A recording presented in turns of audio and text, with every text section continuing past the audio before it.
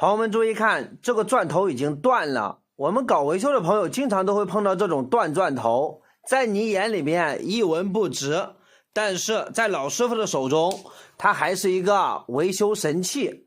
它能用来干什么呢？这个头你能看到它非常尖，对不对？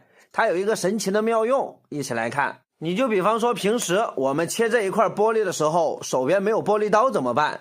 你就可以用这个钻头，因为这个尖儿特别尖，刚才也看了，直接用这个钻头在这个玻璃上面一划，它就能够当玻璃刀来用。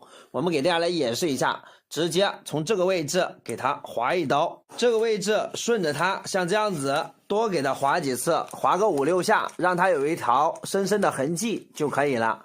这样子我们轻轻一掰，这个位置立马就能掰开呀。你看像这种效果，这里有一条深深的痕迹，我们把它给掰开。这个位置画完线之后，我们直接把它放在这个高一点的盒子上边，试一下能不能顺着这条痕迹把它给掰断。这里是钻头画出来的，注意看啊，我们直接像这样子掰下去，你看是不是特别简单？